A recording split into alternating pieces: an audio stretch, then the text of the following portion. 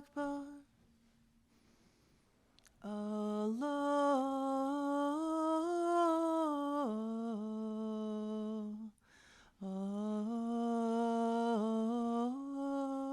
Akbar. Allahu Akbar.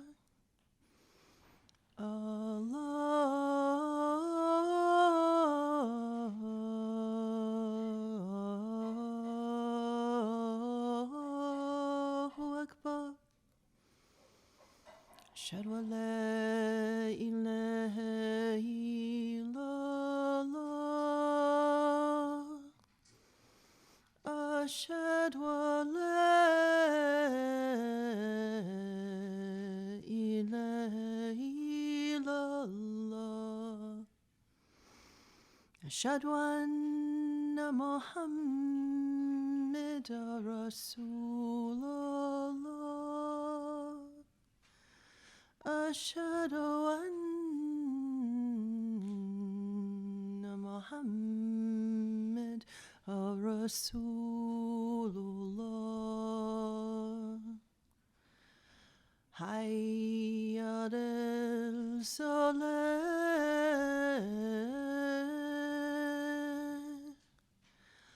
Hayya al-salah.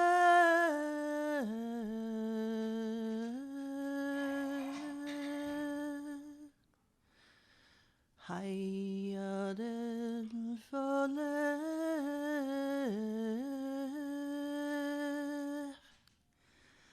Hayya al-falah.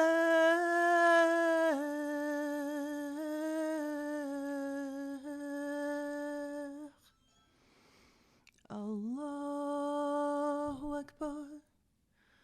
Allahu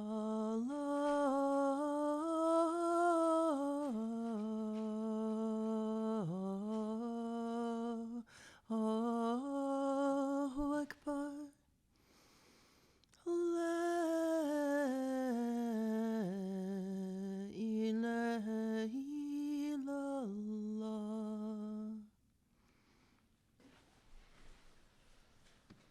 السلام عليكم. الله أكبر الله أكبر الله أكبر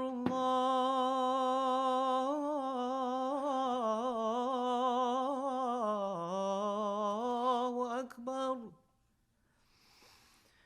أشهد أن لا إله إلا الله.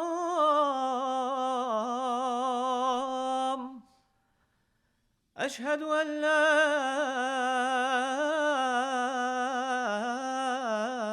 إله إلا الله. أشهد أن محمدًا رسول الله.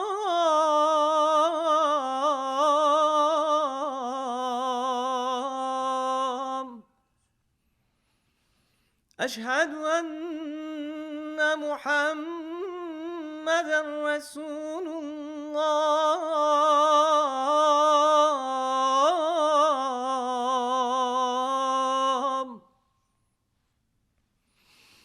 حي على الصلاة.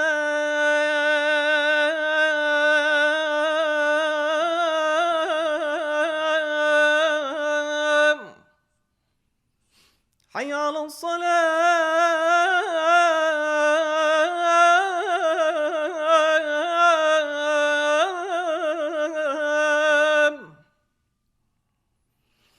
حي على الفلاح.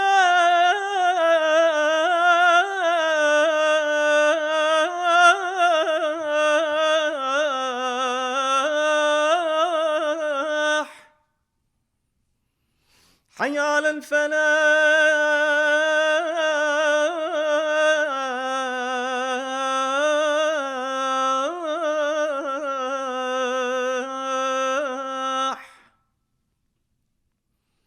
الله أكبر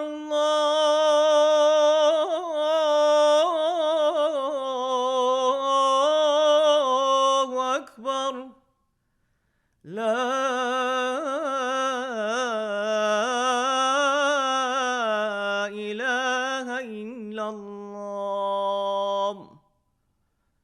وصل وسلم وبارك على سيدنا محمد وعلى آله الطاهرين.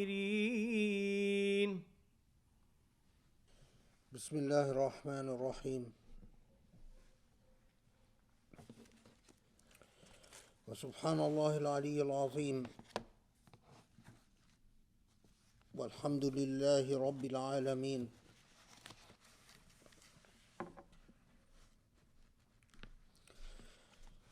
الحمد لله نحمده ونستعينه ونستغفره ونستهديه ونستنصره، فإنه حقا من هدى الله فلا مضل له، ومن يضلله فلا هادي له. ونصلي ونسلم ونبارك على الحبيب المصطفى النبي الأمين المرسل رحمة للعالمين، وعلى آله الأطهار الميامين، وعلى أصحابه المختارين، وعلى من اتبعه بإحسان إلى يوم الدين.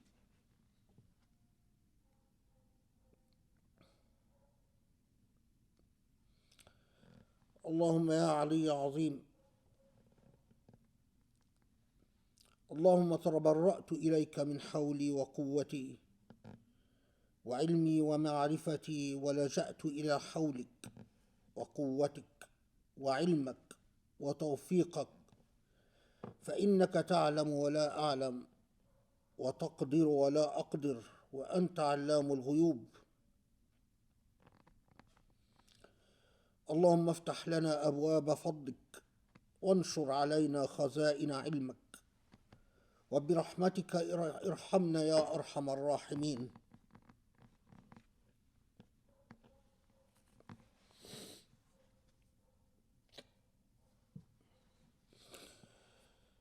The second Jum'ah in Ramadan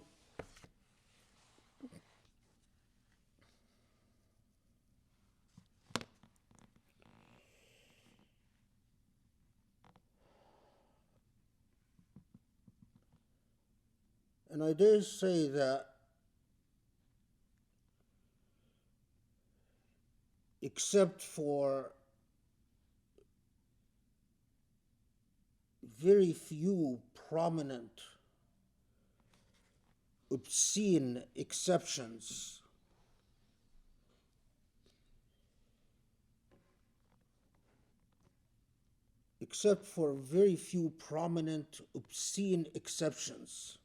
in the Muslim world,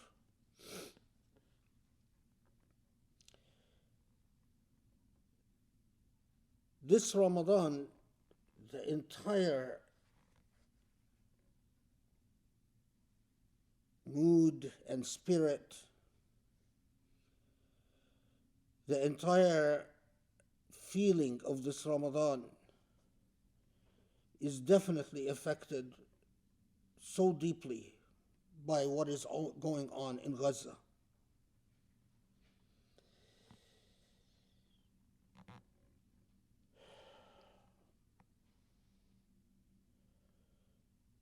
If one counts those that are missing,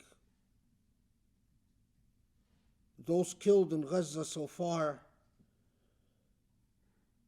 have reached, and that is probably going to be a much larger number when all is said and done, over 40,000 people.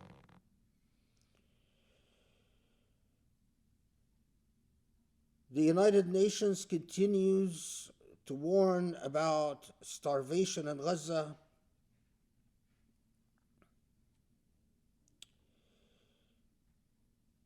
And quite remarkably,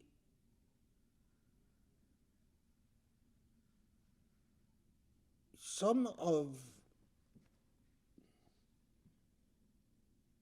the truly mind-boggling atrocities are taking place in front of the entire world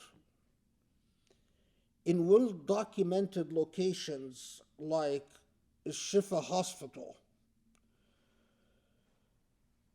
where there are cumulative reports that Israel has carried out extrajudicial executions,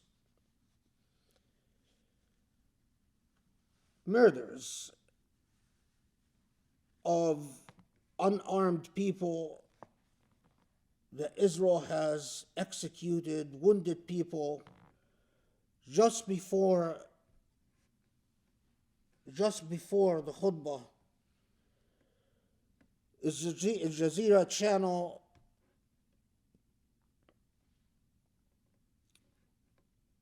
was showing a blurred image, but I found the image elsewhere of a reportedly wounded Palestinian that an Israeli tank has driven over. Literally, according to witnesses, the Israeli tank drove over this wounded Palestinian. Bodies of children dead, murdered, laid right in front of a Shifa hospital under covers, blankets, and so on. Widespread reports of systematic use of torture against Palestinians, even a rather famous picture of an Israeli prisoner tied under torture, staring back at an Israeli soldier that was caught not that long ago, relatively, for those of you who saw it.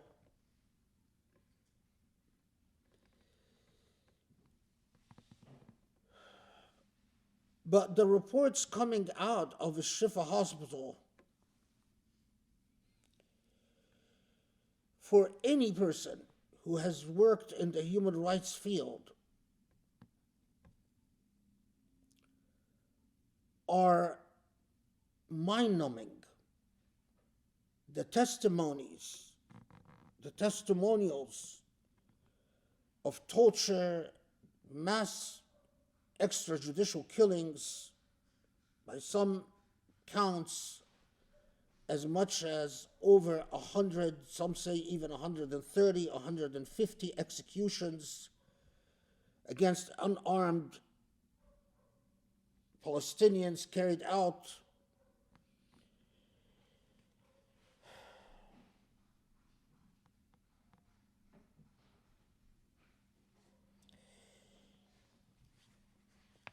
Now this,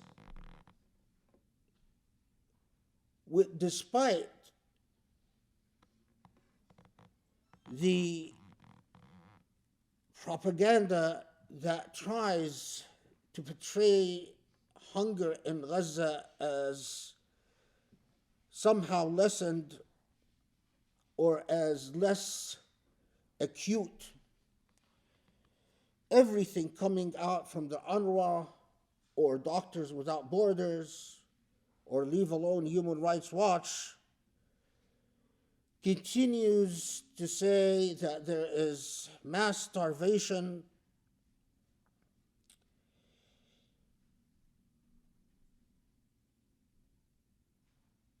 coupled with truly tremendously obscene moments that shame all of humanity and not just the Israelis. Because in Israeli television programs, in the midst of this hunger, and especially in this Ramadan, there is no shortage of Israeli spokesmen on Israeli TV very loudly, not just calling for the invasion of Rafah and the mass murder of Palestinians in the Rafah region in the south of Gaza, but even calling for a repeat of what was done in Gaza in the West Bank. Smotrich just annexed 40,000 meters of Palestinian territory in the West Bank for Israeli settlements. But in the midst of all of this obscenity, with my own 2 years, I listened to Israelis on Israeli TV just this morning talk about how we should invade the West Bank, do what we did in Gaza in the West Bank, while Muslims are fasting and exhausted. This is our opportunity to obliterate them, to slaughter them, to defeat them once and for all.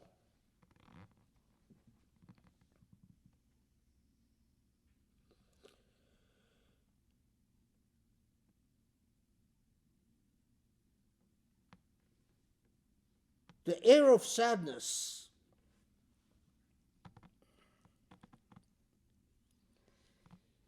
the somber, tragic air of sadness this Ramadan is prevalent.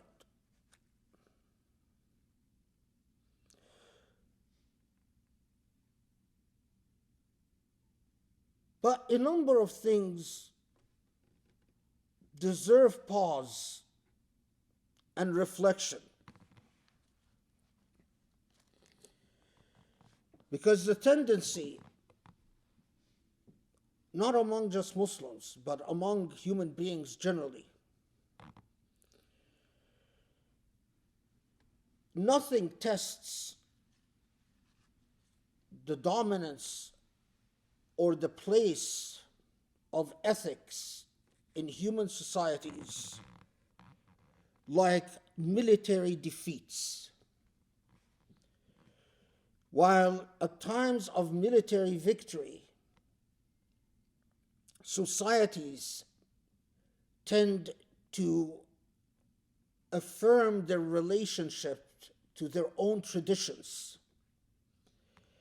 And if these traditions include ethical mores and ethical principles, including narratives that affirm the place of ethics and that affirm the place of rational relationships in society, and narratives that affirm the place of justice and equitable relationships in society, the possibility of achieving equity, the possibility of achieving justice, the belief in the essential good nature of human beings, and the belief in the possibility of rational relationships in society is all affirmed and strengthened at times of victory or times of social well-being. The first thing that is tested and the first thing that is truly challenged and burdened is precisely these ethics and these mores at times of social trauma, including military defeat, or military or general tragedies. So even if politically a society does not want to confess defeat, because there will be those who say, well, you can't count what happened to Gaza as defeat, but that's not the point. The point is that if you are unable to put an end to social trauma and you are unable to stop social trauma, and you are consistently and systematically suffering social trauma,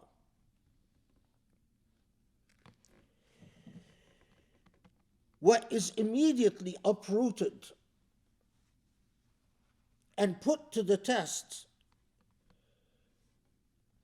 are inherited social systems and traditional systems of belief, including inherited belief systems in the possibility of justice and the possibility of equity, and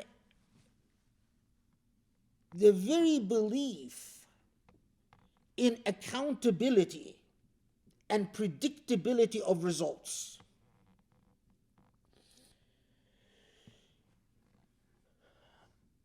The longer the trauma, the longer the sense of brokenness, the longer the sense of social upheaval, and the longer the sense of social deconstructiveness, the deeper the trauma, the deeper the sense of skepticism about the reign of ethics or moral norms, and the more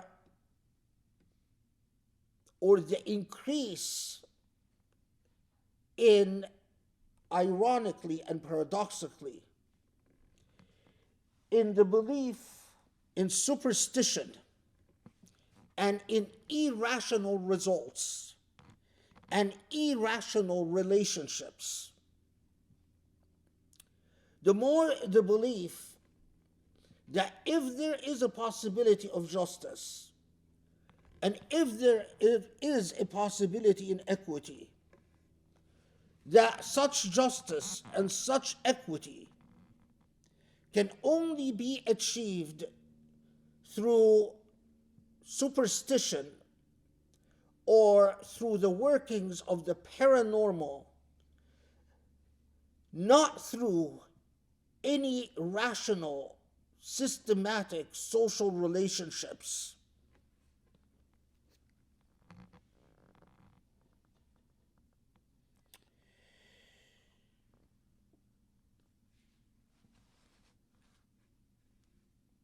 But the level of trauma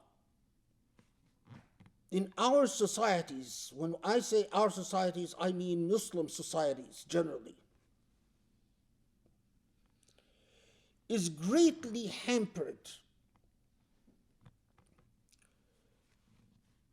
by an ailment that makes the possibility of healing from social trauma ever so more difficult. In order for social trauma to heal, you don't just need for the trauma to come to an end, but for there to be the removal of fear, anxiety, apprehensiveness, and terror about speaking about the trauma. In order for the trauma to even start to heal socially, you need a level of transparency so that people can come to terms with not the superstition of the trauma, but what can rationally make sense, what they can rationally relate to vis-a-vis the trauma.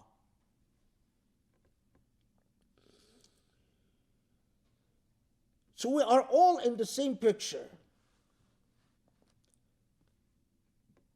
My mind traveled back to 1917.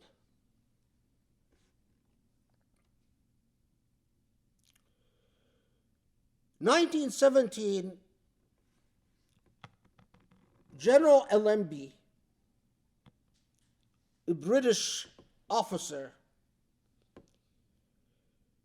leads some troops, some British troops, some troops from New Zealand,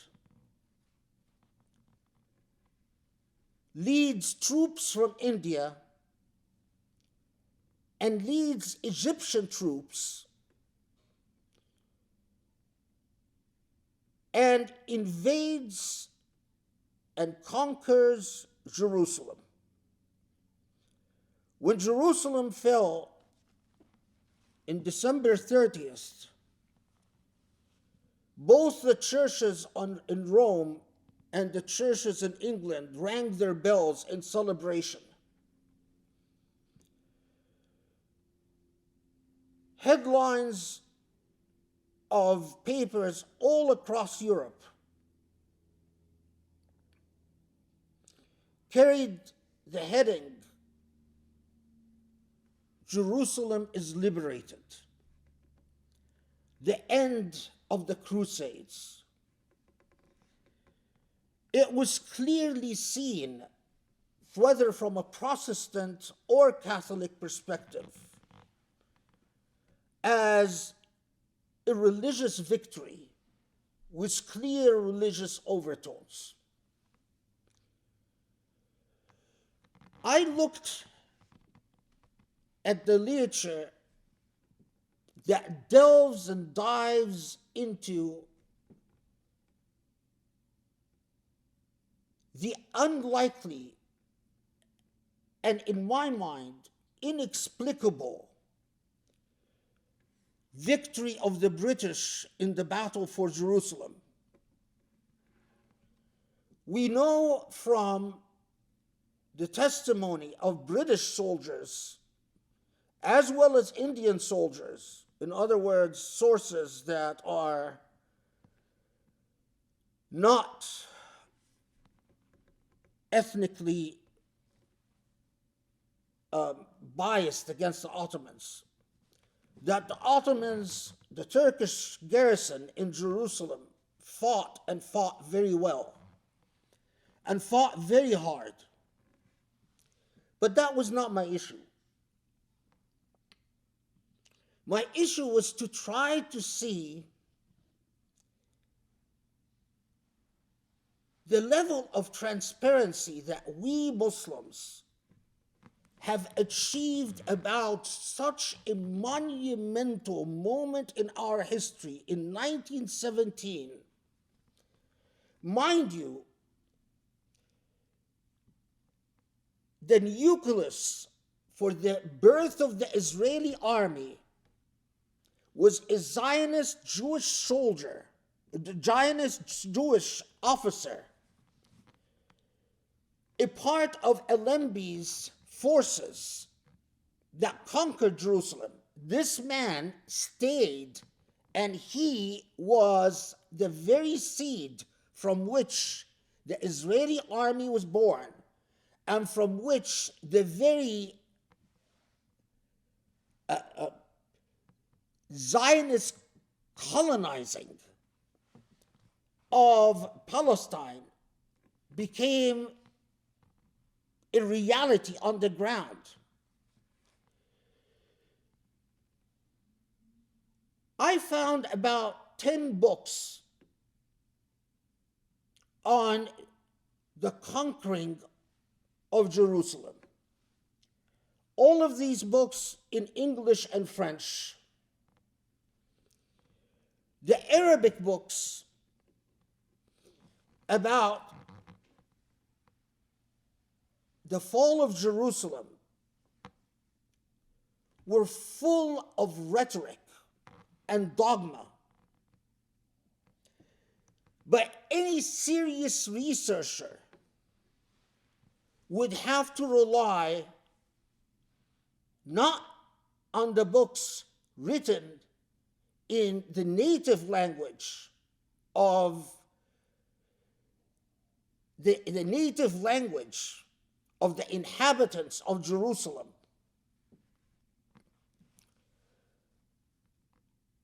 The truth of the matter is, the only accepted scholarly narratives out there about precisely what happened and how did we Muslims collectively suffer such a monumental, disastrous development like the loss of Jerusalem after centuries of crusades and centuries of battles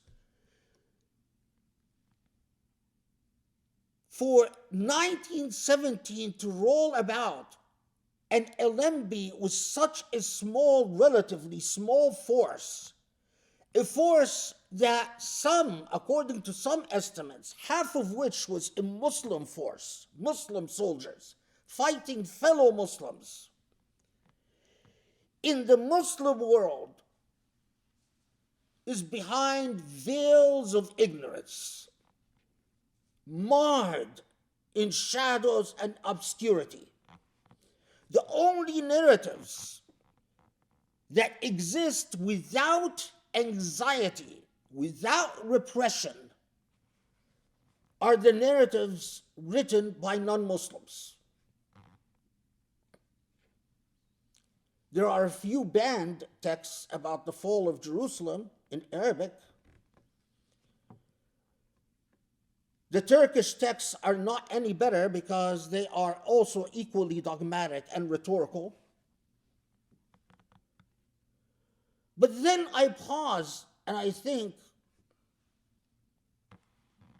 do we fare any better about the fall of Mecca to Al Saud or the annexation of Mecca? How many of us know that the first Congress organized by Al Saud for Muslim nations assured the Muslim world that Al Saud has no designs to annex the Hijaz, and that the status of the Hijaz will remain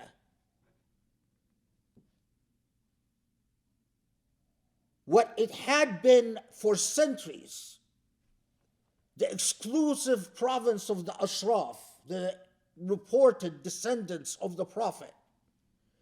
The place of the Ashraf in the Hijaz, the descendants of the Prophet ﷺ, was through centuries supposed to be a distinctively apolitical position within the Muslim world, and also a theologically and jurisprudentially neutral position within the Muslim world.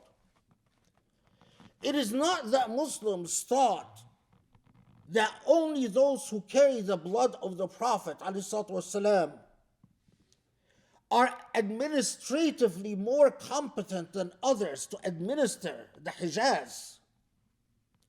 But Muslims did think that it was a convenient solution to say that those who have the blood of the Prophet ﷺ would administratively run the Hijaz on the condition that they do not discriminate against a theology or a school of law.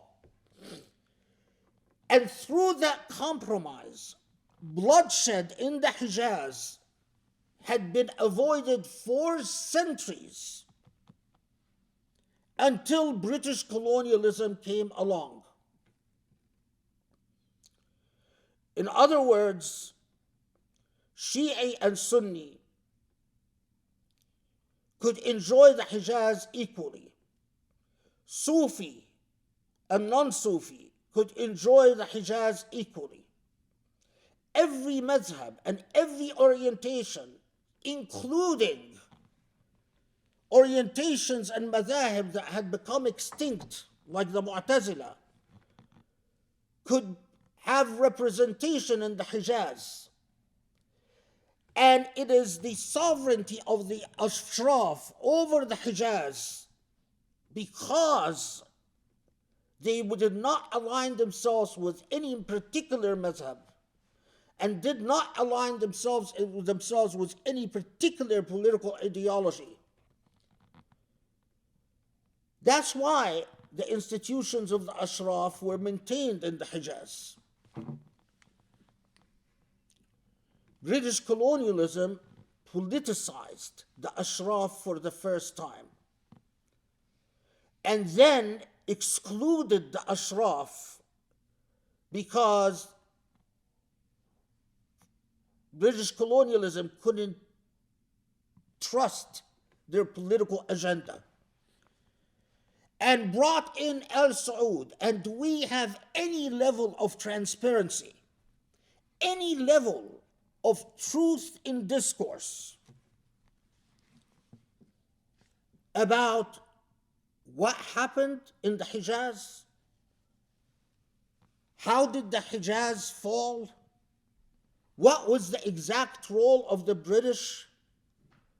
Were there other than British forces involved, like Australian or New Zealand? What was the deal struck between Al Saud and the British? Was it truly an idea, the annexation of Hijaz? Was it truly an idea proposed first by the British and resisted initially by Al Saud until the British prevailed upon Al Saud? There are 100 questions.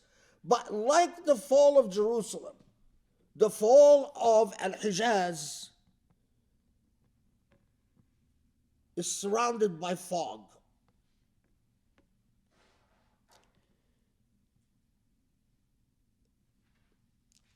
We exist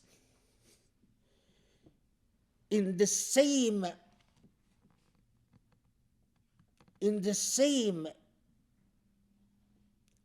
tragic, disastrous dynamics. It is not like we all experienced the fall of Jerusalem and we learned from it and emerged and grew as a people. Lack of honesty, lack of truth, lack of intellectual commitment, lack of scholarship made us learn absolutely nothing. Because the truth of the matter is, the average Muslim might know about the book Riyadh al-Salihin, the Gardens of the Righteous, by Imam al-Nawawi, collection of hadith, or the average Muslim might know a few more hadith from Bukhari, but will know practically nothing about the fall of Jerusalem or the fall of the Hijaz. The average Muslim is historically illiterate. And if the average Muslim wants to be educated, all they will find in terms of possibly reliable sources are sources not written by Muslims. No honesty in discourse, no probing inquiries, no real scholarship.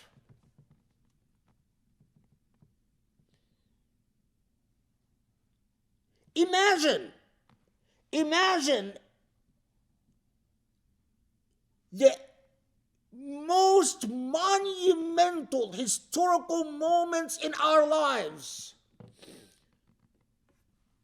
The fall of Jerusalem, after hundreds of thousands, if not millions of Muslims gave up their lives. First, seizing this land from the Romans. Then for over 1,000 years, defending this land against 14 crusades.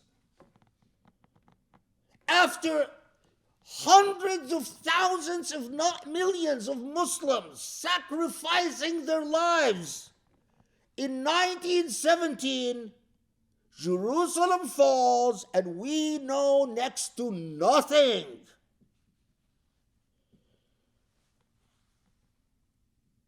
And in the 1930s, 34, Hijaz is annexed by Al Saud, and we know next to nothing. I was looking at a book published shortly after the Wahhabis annexed Al-Hijaz. And this book was published by an Egyptian sheikh who had just done his Hajj, arriving in the Hijaz in 1936. He publishes in his book, this book, by the way, was available on eBay for $500 because it is a book that has disappeared from the Muslim world. But my son Sharif borrowed it an interlibrary loan from University of Minnesota or something. He has a picture in his book, and he says in his book, here once stood the house of the Prophet ﷺ in Medina before it was torn down. Then here stood the house of Khadija radiallahu anha before it was torn down. Why? Because the wound was fresh. This is a man who traveled for Hajj from Egypt, and it is clear from the testimony in his book that he expected to see the house of the Prophet, as he had heard so many of his predecessors tell him about seeing the house of the Prophet and the house of Khadija. Who of us remembers that anymore? And this is relatively, in the history of people, not a long time. From 36 to today, we've completely forgotten the house of the Prophet ﷺ and completely forgotten the house of Khadija, where now toilets stand in Medina. And we know what happened? Absolutely not. Not in Jerusalem, not in the Hijaz. Starbucks is right there in Medina. In the United States, we say boycott Starbucks because of Starbucks' support for Israelis. Well, guess what? Starbucks is in Medina, right in the heart of Medina. You cannot go to the Mosque of the Prophet and avoid Starbucks. And Starbucks is right there in the heart of Mecca. And do any of us have any saying about the matter? Can any of us say honestly that we know what happened? How did Starbucks make a deal to open in Medina and Mecca? No, we're completely absent. And I'm not talking about political decisions. I am even talking about the level of scholarship.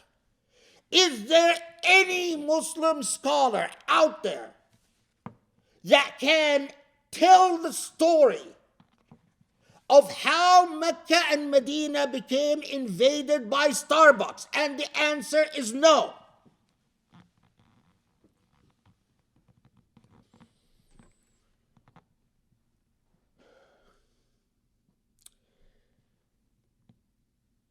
Listen.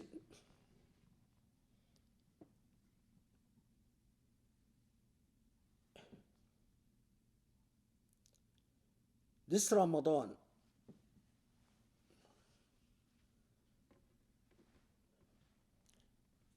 I'm trying to be careful because I don't want ideas to escape me. And for this khutbah, if the ideas escape me, it will be most unfortunate. So let me just keep going one step at a time.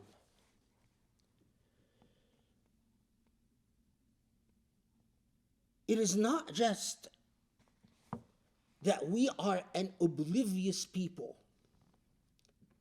a people that are absent about their own history and their own destiny, but we are a people who are absent from their own selves, their own sense of self-determination. There is a Qatari man, a man from Qatar, called Abdul Aziz Al-Khasraji. Qatar is the owner of Al Jazeera channel. Al Jazeera channel has made a name for itself around the world because of one small thing. Relative to all the other media outlets, it has a greater degree of respect for freedom of speech and honesty in discourse than the competition. This man, Abdul Aziz Al-Khasraji, I used to listen to him, and the way I would describe what he said was constantly condemning the treason and betrayal of the Emiratis towards the Palestinian people, and constantly condemning the treason and betrayal of the Saudis towards the Palestinian people, but also the Saudi government's betrayal of Islamic causes, including when I said there was a couple of obscene exceptions. The obscene exceptions are exactly what Al-Khasraji talked about all the time, the Emirat and Saudi. Because the Emirat and Saudi, both, if you do a dua for Gaza, you will be arrested and you will disappear. The Emirat and Saudi are partying as if there is no genocide, are celebrating and unaffected by a genocide taking place just miles away from their border. Leave alone the fact that both, as I said in previous khutbahs, allow commodities to pass over their land and airspace to Israel. But Abdul Aziz Al-Khasraji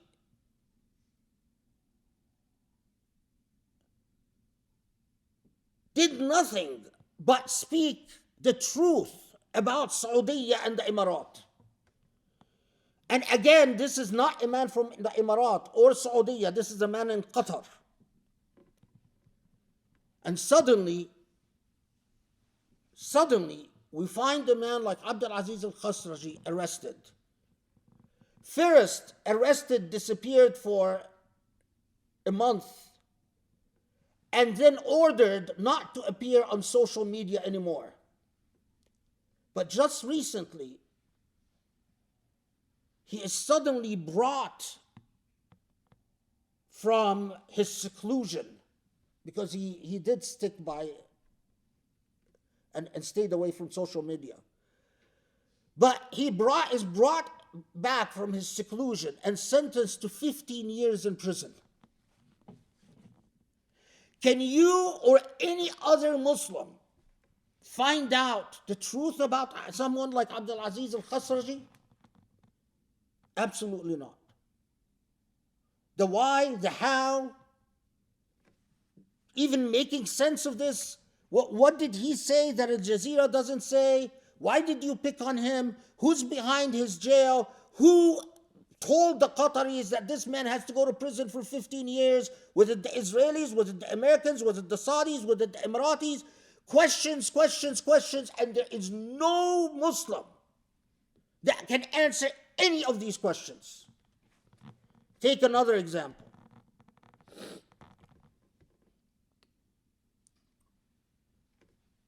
There's a Jazeera anchor called Ghada Awais. I liked Ghada Awais because she asked hard-hitting questions, rarely cracked a smile, was one of these sort of tough journalist types of no-nonsense style. I'm here to investigate the truth. Don't mess with me style woman. Ghada Awais is spied on by the Saudi government. They break into her phone, find her private pictures, and then Saudi accounts on Twitter publish her private pictures. Ghada Awais is so upset, she files a lawsuit against Mohammed bin Salman in the United States. And she says, you don't know what the Saudis have done to me and my family. They have pursued us and ruined our lives. I'm going to write a book, a tell-all book, about what the Saudis have done to me and my family. Among Ghada Awais's favorite powerful topics was, of course, Gaza and Palestine. Suddenly, Ghada Awais disappears from the Jazeera channel and has not appeared on a Jazeera channel for a year. And again, the rumors is that the Saudis told the Qataris, we don't want this woman to appear. And Qatar indeed obliged the Saudis. Are there any Muslims that can even know the what's what about a figure like Ghada Awais? And the answer is no. I don't care who you are. These are closed societies with closed files where everything is secret. There is a very well-known, famous Jordanian military analyst called Al-Duwairi. Al-Duwairi has disappeared from his Jazeera channel. He had medical problems. But the part that really worries me is that Al-Duwairi, in a leaked recording, not denied by Al-Duwairi, by the way, says that Anthony Blinken was involved in the disappearance of Ghada Awais from a Jazeera channel and is also demanded from the Qatari foreign minister that Al-Duwairi, that Jordanian military analyst who often appears on the Jazeera channel to speak about Gaza, that Anthony Blinken told the Qatari foreign minister, we don't want this man on your channel. And the Qataris in turn ordered Al Jazeera to stop inviting Al-Duwairi.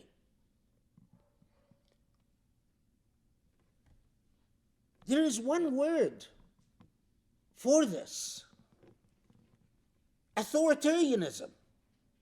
Another word, despotism.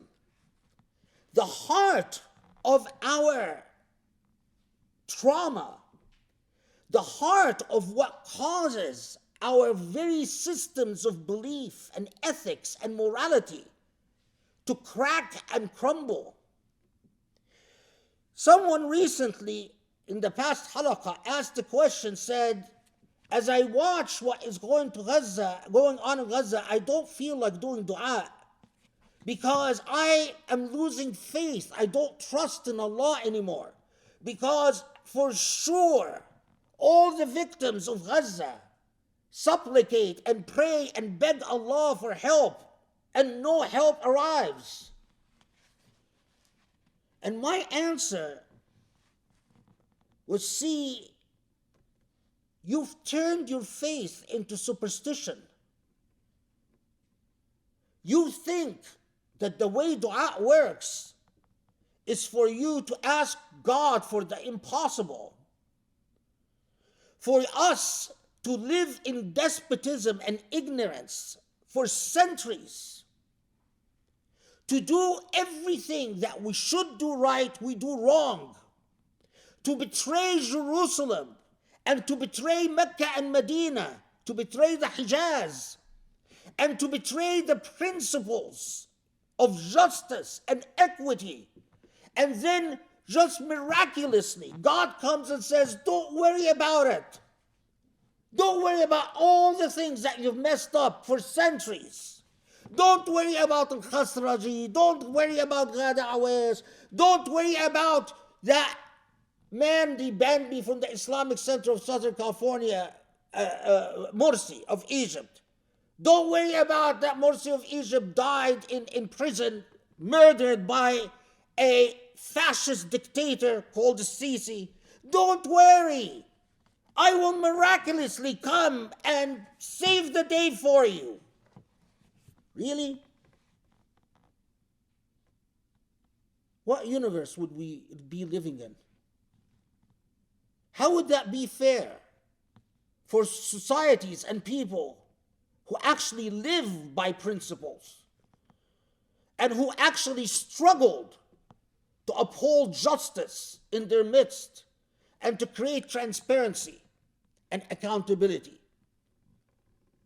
But I reserve the biggest problem, in my opinion, for last. وأقول قولي هذا وأستغفر الله لي ولكم اسأل الله يستجب لكم. بسم الله الرحمن الرحيم. والحمد لله رب العالمين وسبحان الله العلي العظيم. اللهم صل وسلم وبارك على محمد وعلى آله وأصحابه يا علي يا عظيم.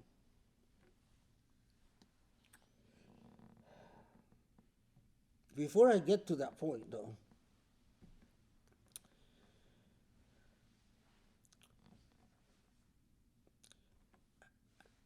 I mean, as a Muslim, all of us, I don't know if people have watched on Al Jazeera channel and many other channels, by the way, the Israeli plane, 4 men walking, clearly unarmed, clearly walking amongst the wreckage of their homes that Israel has destroyed. And Israel murders them in cold blood on camera. And this is just what I've seen. But the stories make your blood cold, ice.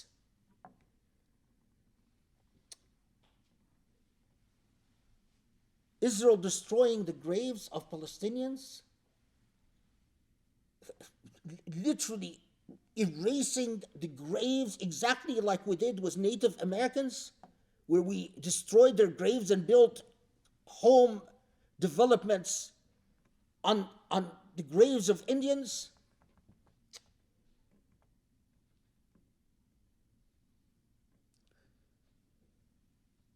In the heart of this,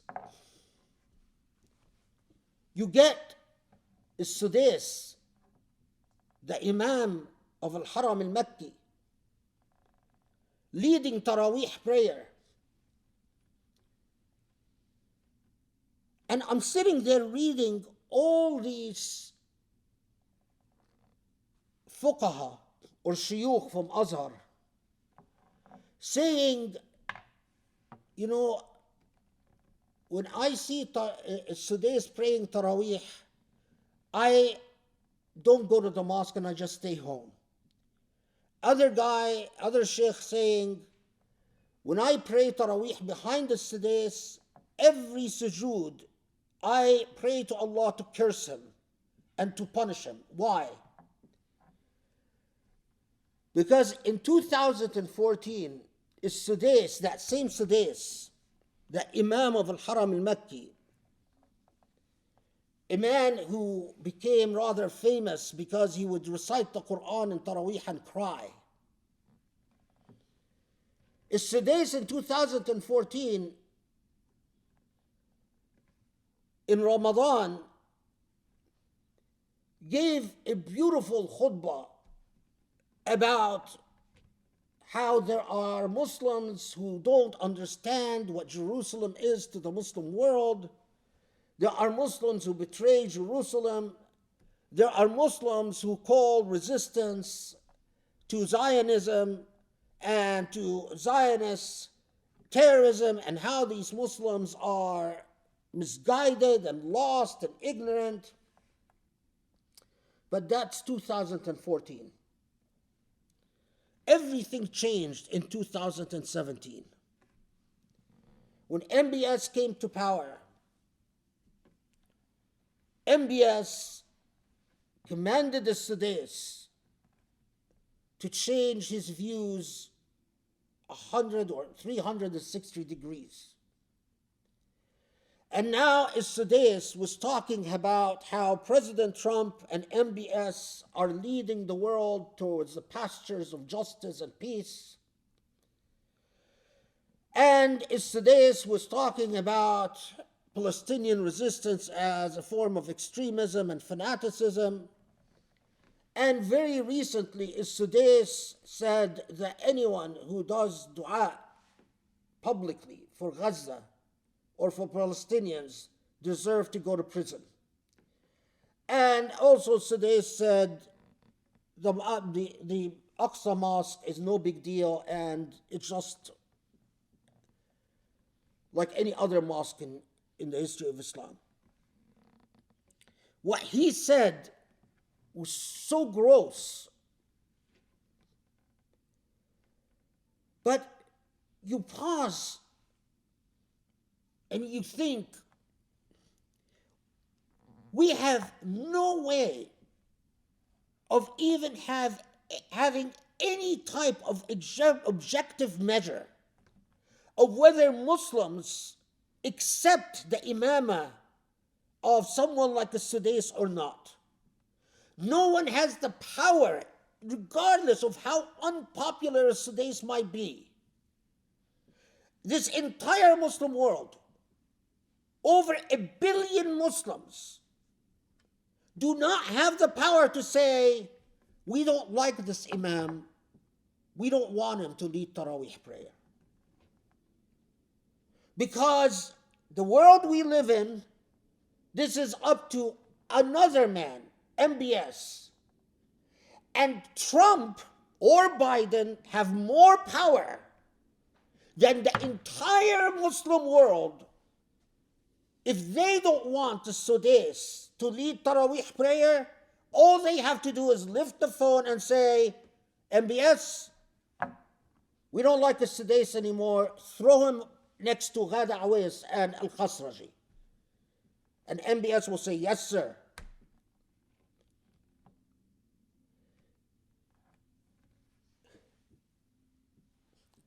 Those who want to blame God for Gaza, think about the reality that Muslims allowed to be built and constructed around them. Is that God's fault? Did God do this to us? But here's the most important point. Do you know why there aren't serious scholars that have published 100 books on the fall of Jerusalem in 1917? Why all the books, did research yourself, all the serious books about the fall of Jerusalem in 1917 are by non-Muslims. Because of the absence of Muslim capital. Not because of a shortage of Muslim scholars, but because Muslims, wealthy Muslims, spend $26 or $30 million building a mosque, but won't spend $100,000 or $10,000 supporting a scholar. Because wealthy Muslims are cowards. Cowards. As I said before, Muslim capital is cowardly. Cowardly. Try to go to any wealthy Muslim and say, there are gifted Muslim scholars who want to research exactly the history of the annexation of Hijaz, or the role that colonialism played in the fate of Hijaz, or exactly the role, how many Muslim soldiers, because this is a question I have. We know Alembi conscripted Egyptian soldiers to fight the Ottoman soldiers. I, as a Muslim, I want to know how many Egyptians were killed fighting the Ottomans for the sake of handing Jerusalem over to the British and the Zionists. But I can't find that. I can't find that out. Because any Muslim interested in researching something like this either will live in the Muslim world where there is no freedom, where if whatever topic you are researching upsets the military and security officers, then forget it. Where your boss, your dean at work will tell you, are you crazy? Do you want to go behind the sun? That's the expression for people who disappear for political causes. Don't research. Or if you research, the conclusions you must reach are X, Y, Z. But Muslim capital, where institutions can support serious scholarship, is cowardly. I was just told recently by a very, very well-intentioned man, so many wealthy Muslims agree with you, Khalid. So many wealthy Muslims admire your courage. So why am I standing alone? Where is their capital? Oh, well, they support you behind closed doors, but they're scared of supporting you financially. We are talking about Muslims who are already multimillionaires. Allah has already given them hundreds of millions of dollars. What more do you want? You can afford to sit and do nothing but spend money for the rest of your life, and yet you are a coward.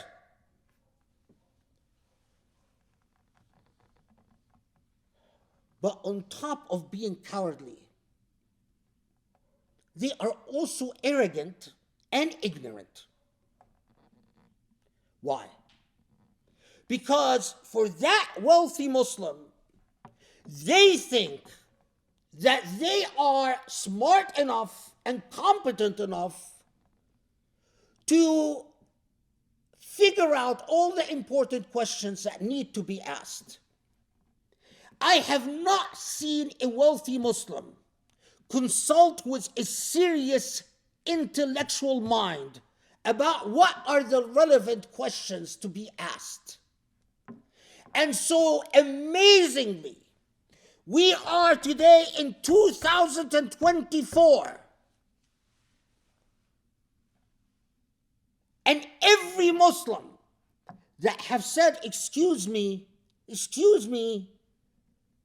what happened in 1917, the fall of Jerusalem, after all of those crusades, after millions of Muslims gave up for their lives for the sake of Jerusalem, how the hell did that happen? Excuse me, I need to research. We all need to research because we all need to understand. Every Muslim that asked that question in the Muslim world have been overshadowed, if not disappeared. And wealthy Muslims, it doesn't occur to them because they're ignorant and arrogant. So here's how the trajectory, how it looks. Gaza, the genocide in Gaza, including the expected invasion of Rafah, which will be another level of massacre and another level of genocide, including the deal of the century, including the secret agreements between Kushner and MBS and MBZ and Sisi of Egypt, including the Egyptian role in the genocide of Gaza, all of it will remain behind shadows. Just like the fall of Jerusalem and just like the annexation of the Hijaz, it will remain behind shadows. We will have tons of questions and no answers.